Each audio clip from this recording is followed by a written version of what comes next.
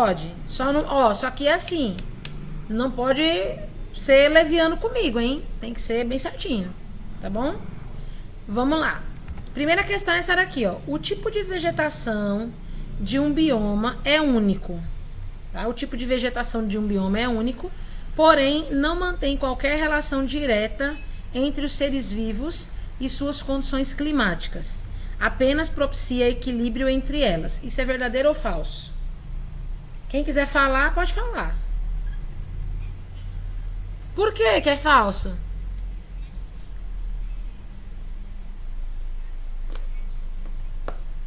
Por que é falso?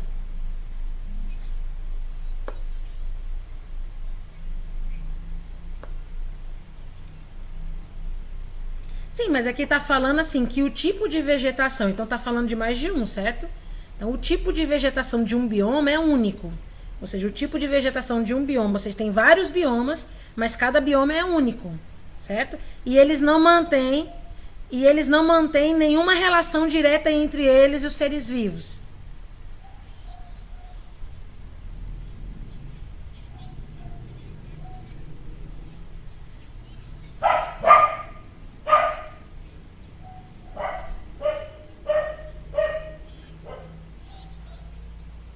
Alguém protesta?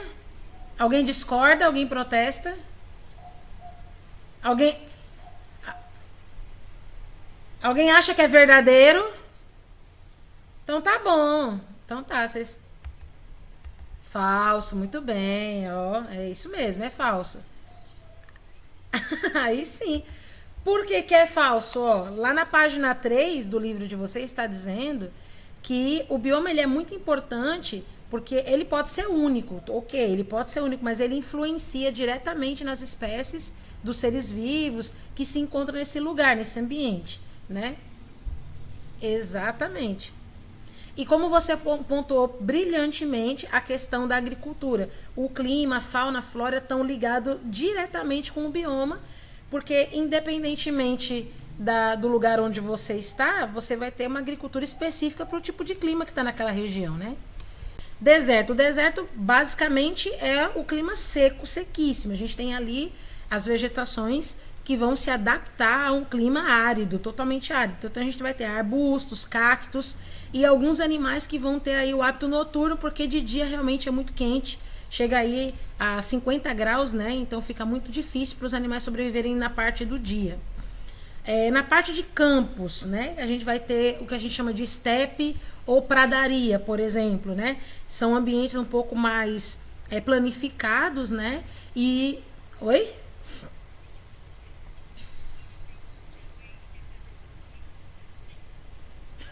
Que bom. Que bom saber. Muito bom saber disso, né? É muito, é muito bom saber disso. Já, né? Não tem o que fazer, né, não? Cara. E às vezes você dá um chutão, assim, em vez de acertar na trave, pega bem no meio do gol. O negócio é desse jeito, né? Pecado confessado é perdoado, né? Assim? Então tá. Falando de florestas também temperadas, ó, esse bioma aqui é mais do hemisfério norte. Por quê? Porque ele vai assim permitir uma alta resistência ao inverno. Então são árvores bem altas, porém elas não têm o tronco muito robusto, assim como a gente tem aqui no Brasil, por exemplo. E essas árvores elas costumam perder a folhagem dela na troca de estação do ano, principalmente no outono e no inverno. E a floresta pluvial temperada, você já vê diferente. Ela já tem aí troncos mais robustos, mais grossos, mais altos. Aqui também é uma floresta específica da América do Norte e da Oceania.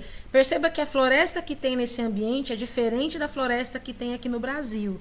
Então a gente vai ver aí, por exemplo, uma floresta de sequoias, né? A sequoia é uma das árvores maiores, assim, mais altas e mais grossas, né, que a gente tem no planeta Terra. E a gente tem a taiga, que é a formação aí vamos dizer assim, das florestas coníferas, né? Elas são resistentes ao inverno mais rigoroso. A Letícia disse que não consegue entrar. Vamos ver se ela consegue entrar agora. Oi?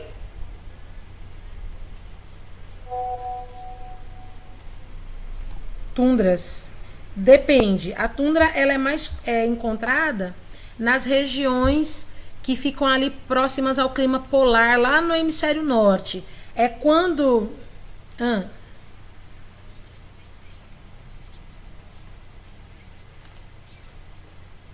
isso. É porque justamente isso, ela é uma vegetação rasteira, então você vai perceber que ela vai ficar bastante tempo embaixo de neve. E a neve vai causar uma espécie uma reação, né, nas suas folhagens, aonde quando a neve ela derrete, ela fica com colorações bem diversas, amarelo, alaranjado, um pouco arroxeado, né? A Rebeca não conseguiu entrar aqui agora há pouco. O meu disse que a reunião não existe. Eita. Deixa eu mandar aqui um áudio para o pessoal lá do grupo. Pessoal do sétimo ano que não está conseguindo entrar, experimentem fechar a janela do Google Meet que vocês estão tentando acessar ou pelo celular ou pelo computador. E aí vocês abram uma nova janela, né? Ao apertar esse código aqui, eu acho que vocês vão conseguir entrar, tá bom? Tem uma galera aqui na aula. Aqui vem a tundra, ó. A tundra ela vai resistir aí a pelo menos ambientes de um inverno bem rigoroso, chegando até 10 graus, né? Então a gente vê a diferença. Cada ambiente tem os seus animais específicos, que a gente chama de fauna, tem a sua vegetação específica, que a gente chama de flora, e vai ter um clima referente àquele ambiente. Então não são todos os tipos de produtos que vão dar naquele ambiente, tá? Volta de novo, volta de novo. Arthurzinho saiu sem querer, volta de novo. Uhum. Pergunta 2, ó. No Brasil podem-se ver inúmeros biomas importantes em seu território, os quais podemos dividi-los em biomas continentais e biomas costeiros. Isso é verdadeiro ou falso?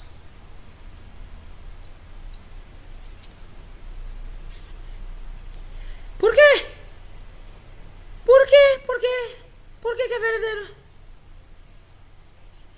Oxi! A gente vai dividir em dois biomas só.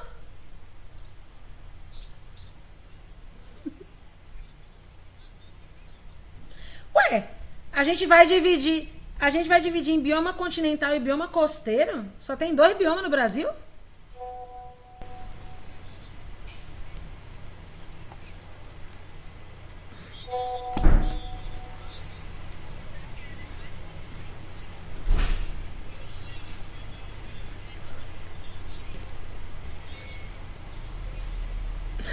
Ah, então é o quê? Verdadeiro ou falso? Verdadeiro? É verdade. É verdade.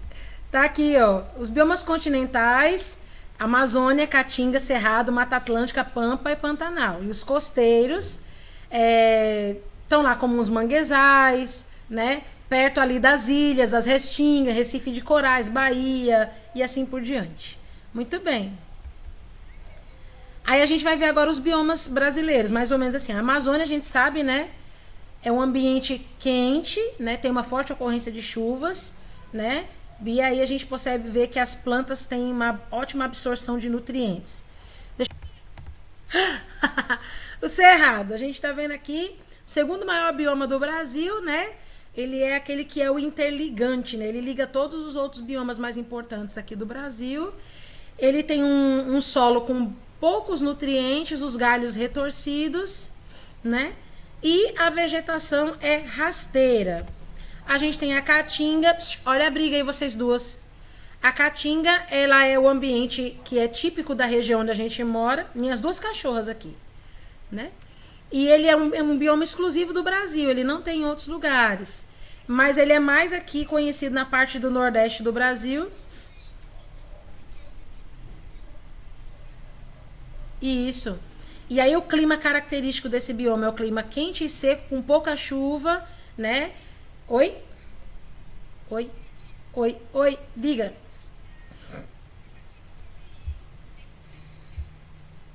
Não, não. Sabe por que não? Porque A gente também tem um bioma diversificado quando vai chegando mais perto da região costeira. Então, quando vai chegando perto das praias, já muda. Já vira aquelas faixas de transição até chegar... Geralmente são manguezais, né? Que a gente tem por ali. A caatinga, ela é mais presente na região do sertão mesmo, o sertão brasileiro. E o sertão brasileiro pega uma parte só do Nordeste, certo? Tem uma parte da floresta amazônica que pega aqui o Nordeste também. Ai, meu Deus, o que a gente faz? Deixa eu ver se...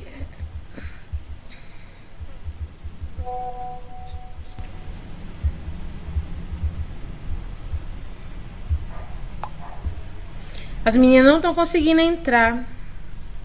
Aqui. Continuando, a Mata Atlântica é um bioma que geralmente ele cobria a costa brasileira, ele está quase entrando em extinção agora, né? Ele precisa de um clima quente, de um clima úmido, né? Por conta da incidência de chuvas que vem do mar, né? Vem... porque é assim, como ele fica perto da praia, então ali vai ter uma grande evaporação de água, né? Por conta do sol. Ali vai chover bastante, então as árvores vão ter assim uma estrutura bem mais alta. Desliga o microfone aí, pessoal. Desliga o microfone aí. Pronto. Então as árvores elas podem chegar até 30 metros de altura, na sua maioria, né? O solo é muito pouco profundo e as folhas são bem mais largas. E a gente também tem o Pantanal. O Pantanal ele fica na região central do Brasil. Ele tem uma época de alagações, né? Ele fica mais ali no Mato Grosso do Sul, ali naquela região. E ele fica o restante do ano em partes secas. O Pampa, ele é, assim, uma planície, basicamente, né? Ele é um... Tudo isso aí o quê? Tudo isso aí o quê? Arthur, saiu de novo. Volta, menino. Então, aí o Pampa, ele é uma espécie de pradaria ou de estepe aqui no Brasil, né? Usado muito para a questão da pecuária. E agora, número 3, ó. A biogeografia é o ramo da ciência que estuda o modo de distribuição das espécies pelo planeta Terra ao longo do tempo, onde são necessários reunir conhecimentos de ecologia, geologia, evolução, paleontologia, geografia e entre outros. Isso é verdade ou é falso? Tem certeza? Porque, peraí, não faz sentido, gente. Eu vou precisar de ecologia, geologia, evolução. Eu vou precisar de tudo isso para estudar biogeografia?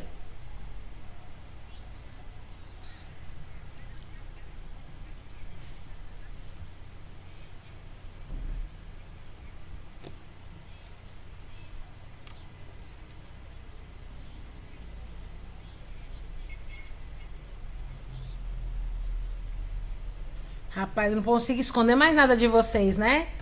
Muito bem, verdadeiro. Muito bem. Anota aí, viu, as respostas de vocês. Tá aqui, ó, na página 19, tá? Então, para você estudar biogeografia, você precisa também ter um conhecimento mais amplo de todas essas outras visões a respeito aí dos biomas, para você entender a que ela se refere. O que é, Charlie?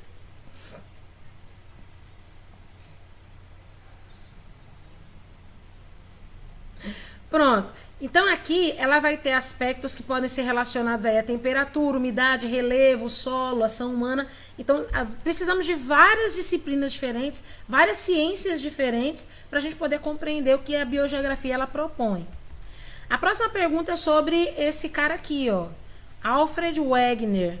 Alfred Wegener é um grande e renomado meteorologista que trouxe à tona as discussões voltadas para a ótica ambiental, visando prever e preparar as populações da Terra para mudanças críticas e catastróficas da natureza. Verdadeiro ou falso?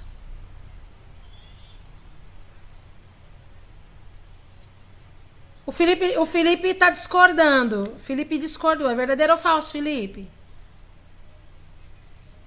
Verdadeiro? Alfred...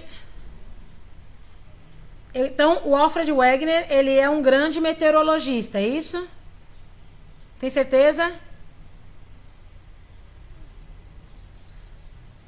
É verdade ou é falso? Diga aí, é verdade ou é mentira?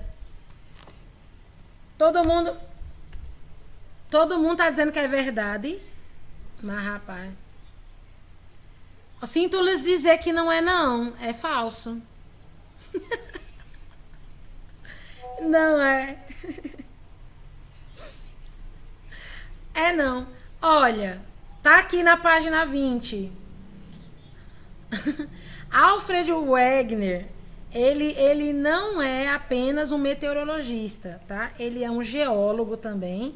E ele não foi prever a questão ali de problemas, né, catastróficos, não. Ele é o cara que criou a teoria da deriva continental. Lembra? Que o continente era um só, que era a Pangeia. Olha aqui, ainda dei a dica aqui ainda, ó. Aqui na imagem, ó, tá vendo? Um continente único, tá vendo? Ah, vai embora. Eu dei a dica na imagem, eu coloquei a dica. Aqui, a gente vê que ele criou a teoria da deriva continental, onde ele diz que antigamente, há milhares de anos atrás, era um continente único que era formado, depois ele se fragmentou em vários blocos e hoje a gente tem a divisão dos continentes como ela está agora, tá? Então a gente tem essa imagem aqui, ó. Antigamente era chamado de Pangeia, quando era um bloco único. Depois ele se transformou em Laurásia e Gondwana, quando se separou ali a América do Norte com a Europa e a Ásia, e a América do Sul com a África. E depois teve ali uma acomodação ali entre os continentes que a gente conhece da maneira como eles são hoje, tá? E também a teoria da deriva continental, ela mostra pra gente como que acontecem as separações das placas tectônicas, o movimento que elas fazem, que pode ser de um movimento, como é que chama? Divergente, convergente e conservativo. Quando ele é convergente, é quando ele vai se bater, divergente é quando ele vai se separar, e o conservativo é quando ele vai se raspar, formando ali um atrito. Então a gente também vê a questão da formação dos vulcões, dos terremotos e da formação das rochas magmáticas por conta justamente da movimentação das placas tectônicas. E quem foi que definiu isso? Foi o Wegener, certo? Aí ele fala também que os continentes, eles têm uma espécie de encaixe, né? Onde eles podem ser vistos fazendo simulações para a gente poder perceber que um dia eles pertenceram a um ao outro. Aqui é número 5. As plantas sem semente são chamadas de briófitas e pteridófitas. As plantas com semente são chamadas de gimnospermas e angiospermas. Verdadeiro ou falso?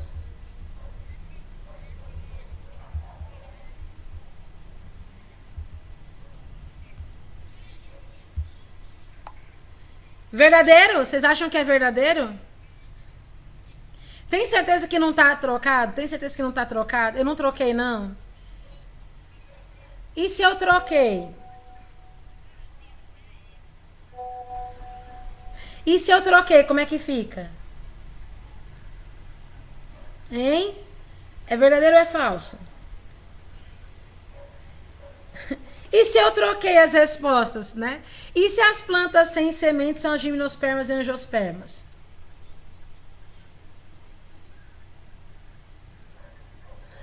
E aí, a resposta final de vocês é verdadeiro ou é falso? Cuidado! Bom, Juan diz que é verdadeira. É verdade? Confundi vocês? Eu confundi vocês? É verdade, gente. É verdade. É verdade, é verdade. As briófitas e pteridófitas foram as que a gente aprendeu até agora. Elas não têm semente.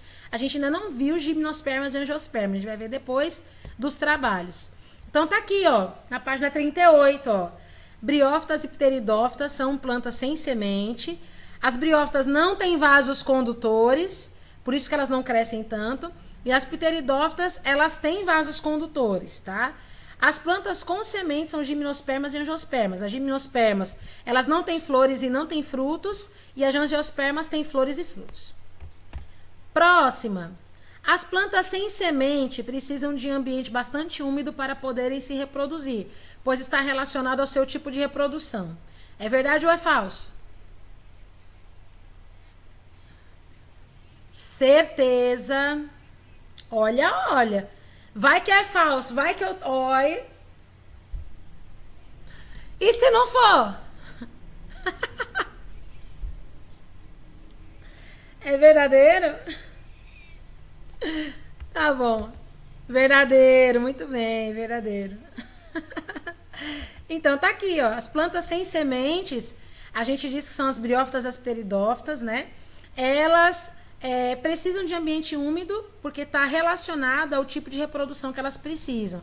Para elas se reproduzirem, elas precisam de um ambiente bem úmido, porque são esses pequenos grânulos que vão cair aí, né? Nessa água que vai ser levado para a fecundação por conta da alternância de gerações, tá bom? Próxima, as briófitas são plantas vasculares, ou seja, possuem vasos condutores de seiva e de maneira lenta conseguem levar os suprimentos de água e sais minerais para toda a sua estrutura. É verdadeiro ou falso? Nossa, a maioria tá dizendo verdadeiro. Será que é?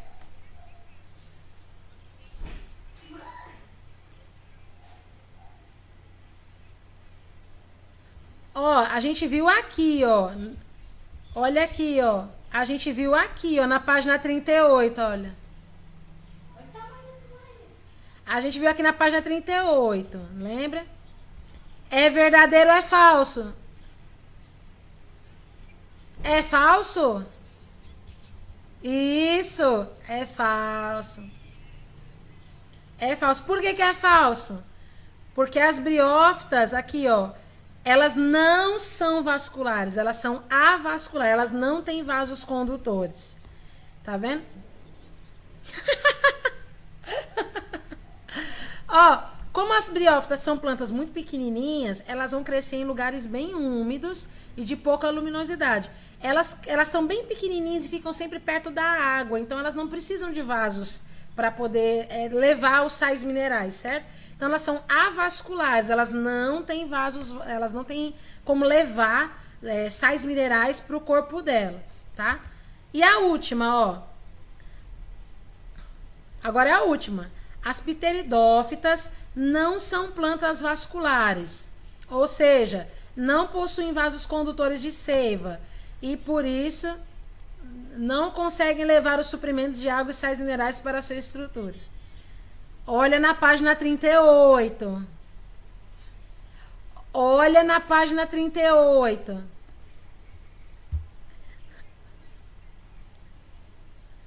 Olha a página 38 de novo. Ó, presta atenção. As pteridófitas não são plantas vasculares. Você olhou a página 38?